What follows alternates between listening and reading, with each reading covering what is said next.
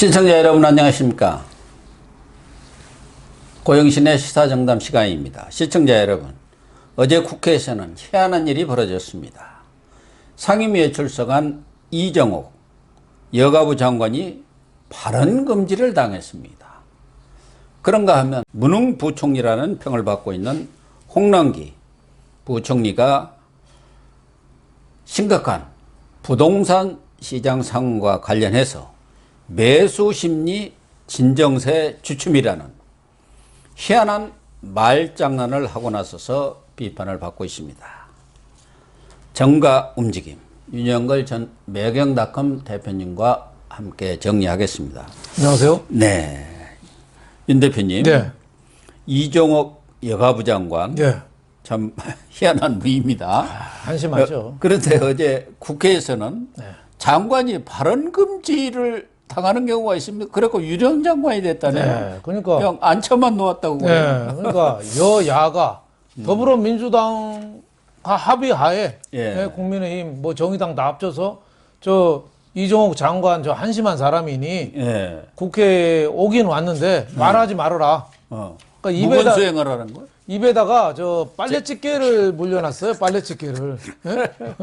그러니까 기업체 왜 연말에 요즘도 그런 거 많을지 몰라요. 대기 발령 내면은 컴퓨터도 안 주고 혼자 빈 책상에 앉으라고 합니다. 웬만하면 나가라는 뜻이죠. 그 꼴이에요, 장관이. 장관이 법안 심사하면은 설명도 하고 나중에 그럼요. 취지도 설명하고 예산 법안 심사 여러 가지 일이 산더미처럼 있잖아요. 근데 너 뭐 장관은 장관이니까 오긴 하되 말은 하지 마. 이거는 어떻게 보면 있을 수 없는 일이죠. 얼마나 그 여성가족부 장관이 한심했으면 여당까지 집권 여당까지 가세해서 그랬겠어요. 되게 끝나고 나면 또 악수하지 않습니까? 네. 수고하시다. 네. 근데 악수도 다들 그냥 없었어요. 등 돌리고 가버렸다고 그러네요. 아니 말이 지난번에 그 박원순 시장, 그 오거돈 부산시장 성추행 문제가 있었잖아요. 예. 그러면 여성가족부 장관이면은 거기에 대해서 진짜 여성의 인권이라든지 그런 문제를 얘기했어야 되는데 전 국민이 성인지 학습, 집단 학습을 할 좋은 기회라고 생각한다. 참 그런 말을 어떻게 해요? 그러니까. 네, 여성가족부 장관이 그런 식의 엉터리 같은 말만 하니까 참 어떻게 보면 정상적인 사람이라면은 사표 내고 집에 가야죠. 지금 윤미향 사건 때도 그랬고 말씀하신 대로 박원순 오거돈 사건이 났는데도 여가부가 한 일이 없잖아요. 오히려 그쪽에 변명해주고 덮는 데만 이렇게 앞장섰기 때문에 국민들로부터도 여가부 지금 폐지론이 크게 나오고 있는 것이고 그런 상황 아니겠습니까? 여가가 원래 노는 게 여가잖아요. 여가. 예, 그냥 집에 가서 놀아라. 여가가 됐어. 여가부가. 예. 근데 장관이 그런 수모를 당하고도 보통 사람도 그냥 그만두든가 사퇴를 하든가 그러는 거 아니에요? 그러니까 자기가 뭘 못하는지도 모르는 거죠. 근데 왜 이런 사람들을 장관을 시켰을까요? 진짜 이 정부 보면은 참 한심하죠. 어떻게 저 사람은 사무관 아니라 주사급인데 주사도 그런 안 돼요. 사람들을 장관이라고 시켜요. 김현미도 제가 볼 때는 과장급도 제가 과장이 얼마나 똑똑합니까?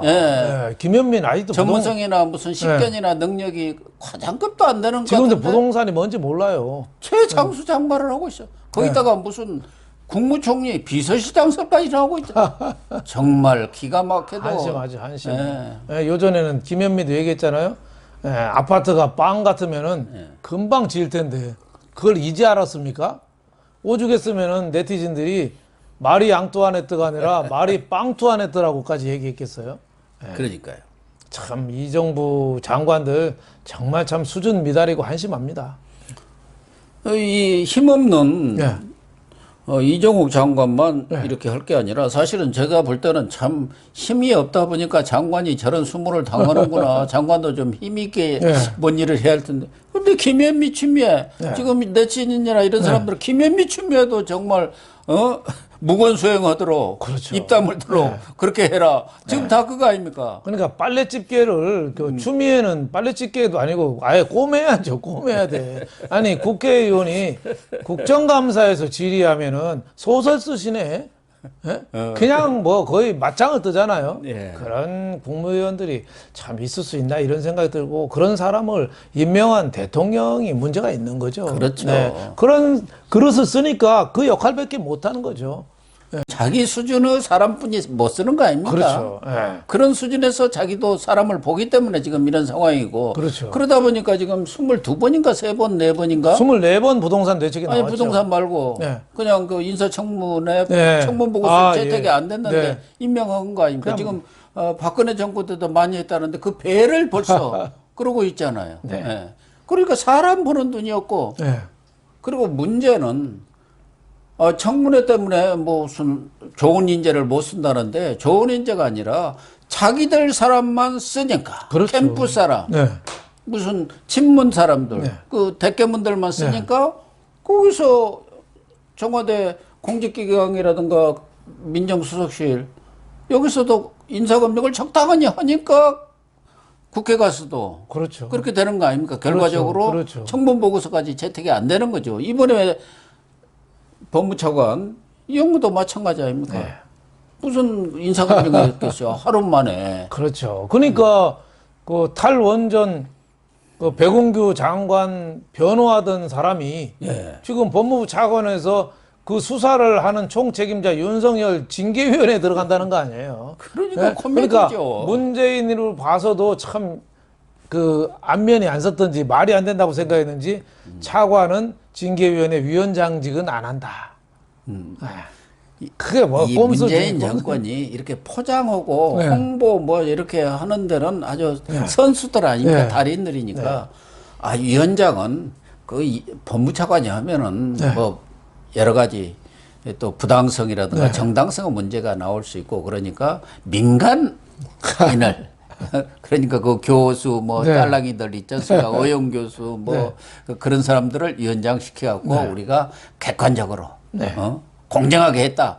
이 포장을 하고 그런 거 아닙니까? 그렇죠. 그걸 우리 국민들이 뻔히 머리 꼭대기 위에서 바라보고 있는데 우리는 붕어 가재 개로 생각하는 거예요. 그러니까 한 나라의 검찰총장의 해직을 결정하는 징계위원회면은 이 사건의 진상에 대해서 충분히 연구하고 알고 징계위원회 열어야 되거든요.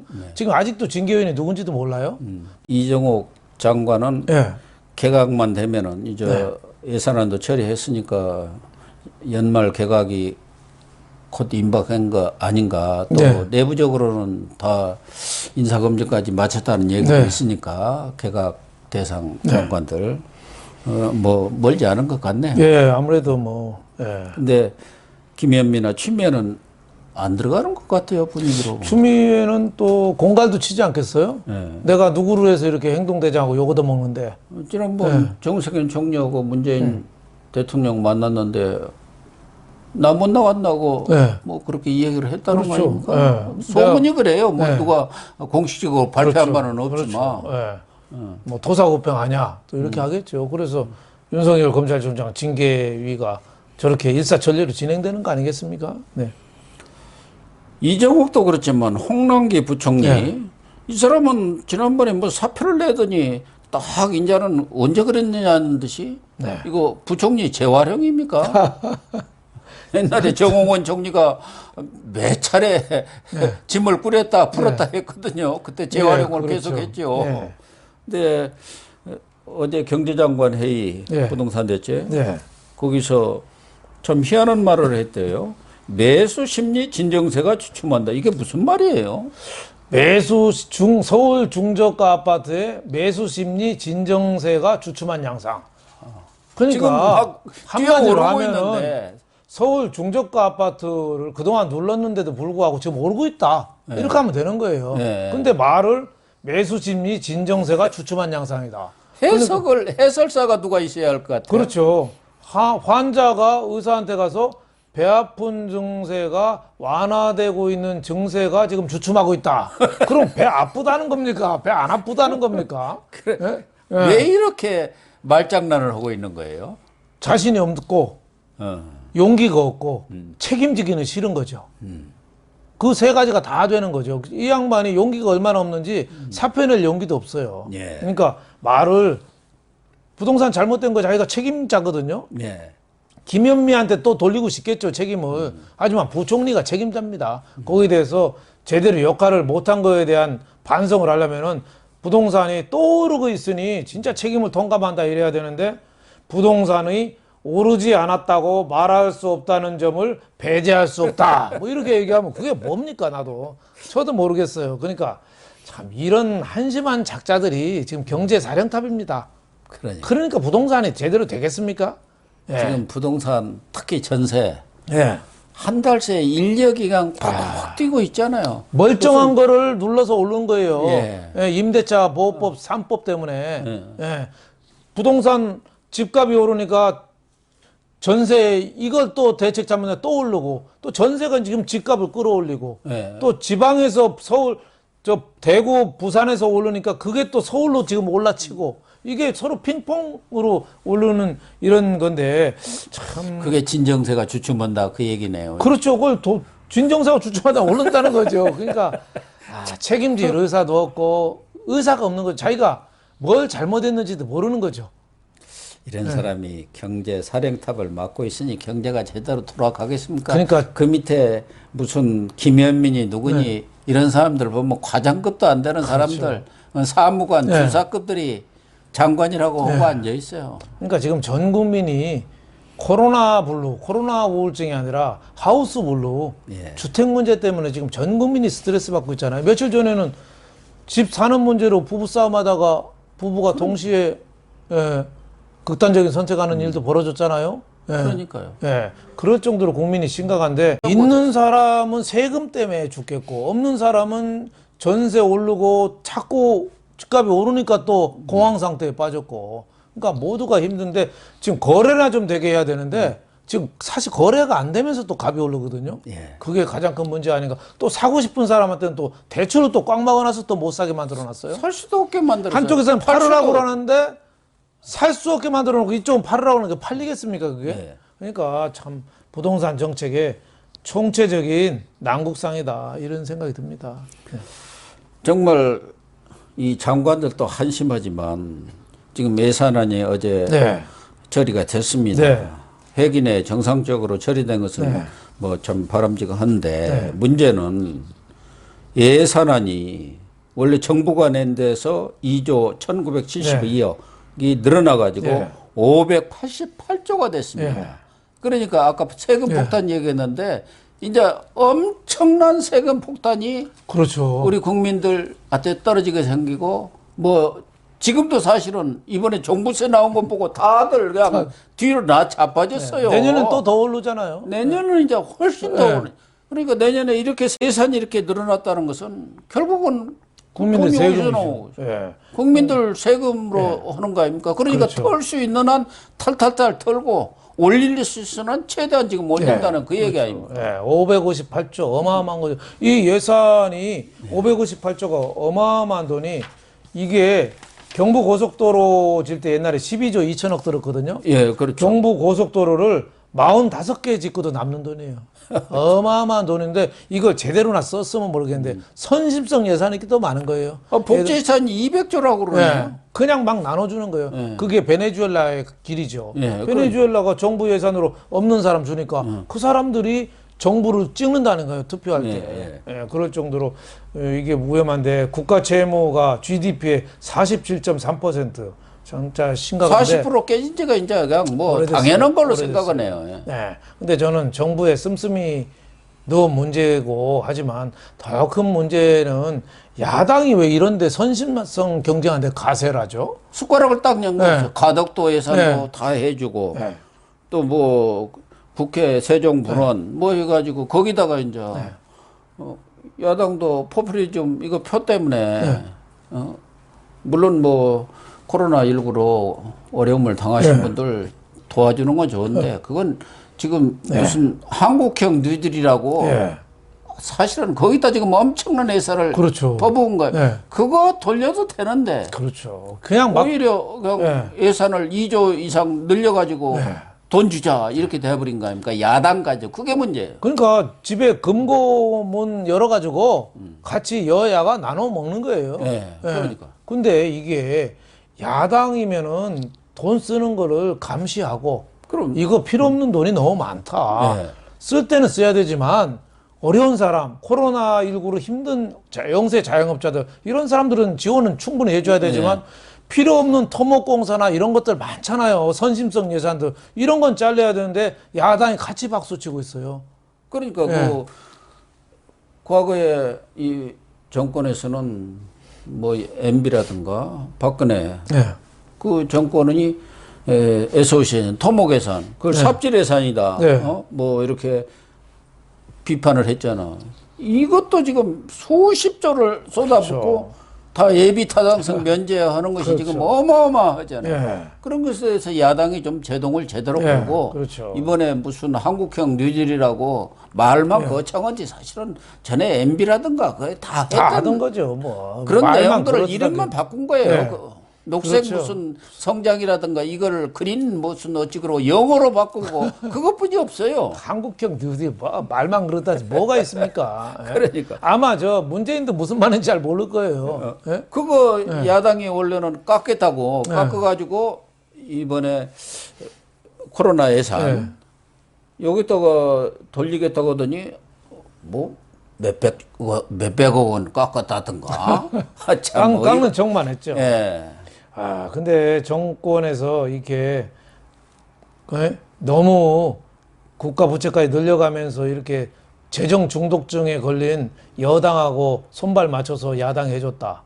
이게 저는 그렇다고 해서 여야 협치의 산물이라고 또 문제는 얘기했거든요. 이 협치가 며칠 갈까요? 그러니까요. 9일날 공수처법하고 밀린 법도 다 날치기 통과될 겁니다. 그럼 야당 그때는 또 뭐라고 할 거예요? 문제는 국민의힘 뭐 김정인 비대위원장은 이렇게 싸우는 모습을 안 보여주는 것이 새로운 야당상이다 이렇게 생각을 한 것 같은데 야당은 싸우는 게 원래 본질입니다. 그 싸운다는 게 뭐 주먹 쥐고 막 이게 어라는 게 아니고 말하자면 예산도 깎고 또 잘못된 법안에 대해서는 아주 준엄하게 저지도 하고 경우에 따라서는 온몸을 던져서 감시견 워치독 역할을 해요. 그 역할을 해야 하는데 지금 뭐 하는 게 없어요. 같이 박수 치고 있어요. 그리고 또 일주일 있으면 또 날치기 통과하면 또 당했습니다 그럴 거예요. 또 우리가 뭐 장외투쟁을 안 하니 또 그럴 거예요. 숫자가 부족해서 당했다고 하고 앉아있고 더군다나 지금 윤석열 이 전국에서는 존재감 자체가 없어져 버렸어요. 뭘 하는지를 모르겠어요. 야당은 없고 누가 얘기했대요. 윤석열 뭐 무슨 검사당만 있다든가 뭐 이렇게 된 거예요. 그러니까 문재인이가 싫어서 나온 그 반문 표가 국민의힘으로 안 가고 윤석열한테 간 거예요. 문재인이가 싫은 표가 그래서 1등 한 거 아닙니까? 윤석열한테 가는 거예요. 야당한테 가야 되는데 그 1등이 1등이겠어요? 그러니까 윤석열 총장이 이번 여론조사 RN서치에서 24.5%인가요? 그러고 1등으로 한 거예요. 그렇죠. 참 어이가 없는 거예요 지금. 맞아요. 근데 이낙연, 이재명이는 이제 그만둬야겠네. 거의 존재감이. 가만히 있는 윤석열이가 1등 하는데 지금 자기들은 뭐 당대표다, 뭐 국무총리다, 무슨 경기지사다 이렇게 해갖고 뭐 했는데도 요새 지면은 어떻게 이재명은 한마디도 안 하고 있어요. 윤석열 검찰총장 관련돼서는 한마디도 안 하고 있어요. 이낙연은 또 엉뚱한 소리만 하고 있어요. 그러니까요. 그러니까 둘 다 굉장히 지금 페이스를 잃었다 이렇게 볼 수 있겠죠. 그만큼 윤석열 검찰총장에 대한 국민적인 신임도 지지도가 엄청나다 이렇게 볼 수 있겠습니다. 어쨌든 김종인 비대위원장의 리더십에 대해서 전에도 한번 저희들이 다뤘고 그런데 저는 뭐 김종인 비대위원장이 경험이나 경륜도 높고 또 나름대로 전국을 자신의 페이스대로 끌고 가면서 내년 재보선이라든가 대선까지 어떤 판을 제대로 깔겠다는 인식이라든가 의지는 분명한 것 같은데 우리 국민들한테 비치는 것은 왜 저러고 있지 야당이 그런단 말이에요. 그렇죠. 야당이 제대로 싸워야 되죠. 싸울 때 싸워야 돼. 아니 공수처 저 게시타법 아닙니까? 그것도 현행 지금 공수처법이 있는데 그걸 고쳐가지고 비토권도 없애버리고 민변 애들 다 거기다 공수처 검사들 만들어가지고 지금 출범을 시키겠다는데 가만히 있는 거예요. 모르는 척하고 있죠. 그냥 뭐 회의에서 자기들 모르겠다고 퇴장하고 이게 야당이 해야 할 일입니까? 그렇죠. 싸울 수 없는 네. 투견이 돼야 되는데 이빨이 다 뽑힌 투견이죠. 그래갖고 애문 그 초선 의원들만 그냥 청와대 앞에 가서 날씨 추운데 계속 피켓 시위를 하고 있더라고요. 그러니까 국민들이 문재인하고 더불어민주당의 독주 횡포에 대해서 분노를 하고 있지만 그 대안으로서는 아직 국민의힘을 선택하지 않은 거죠. 거기에 대해서 좀 어떻게 보면은 문재인 정권하고 짝짝꿍대가 하는 그렇죠. 거 아닌가. 그렇죠. 이 사쿠라 소리가 곧 나올 것 같아요. 저러다가 민주당 이중대 소리도 나올 가능성이 많은 거죠. 그래서 너무 웰빙 아닌가 이런 생각이 들어요. 웰빙.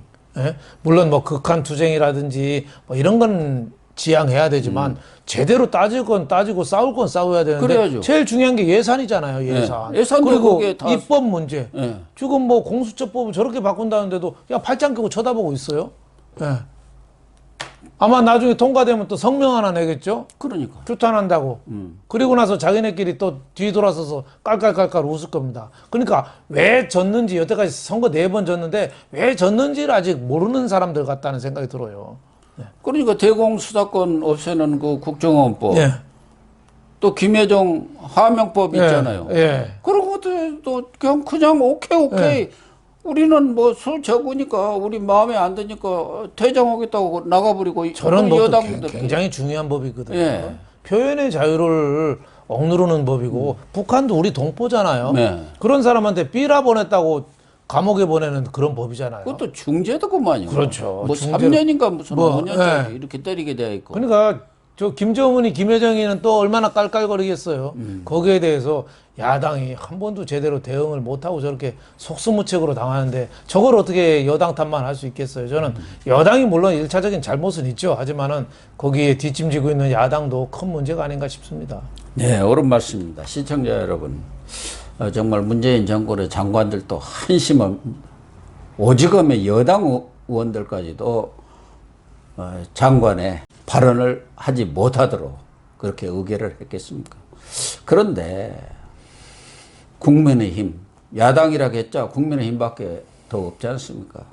국민의힘이 예산안 삭감 문제라든가 또 국민의 기본권을 제약하는 이런 법안들이 여권에 의해서 민주당에서 착착착 진행되고 있는데 그냥 스스로 방관하는 그런 모습이란 말이에요. 이걸 어떻게 봐야 하겠습니까? 야당이 제대로 투쟁도 하고 목소리를 내면서 제동을 걸어야 하는데 오히려 집권 세력과 손잡고 이렇게 같이 숟가락을 얹는 그런 모습을 보이고 있기 때문에 답답하고 안타깝기 짝이 없습니다.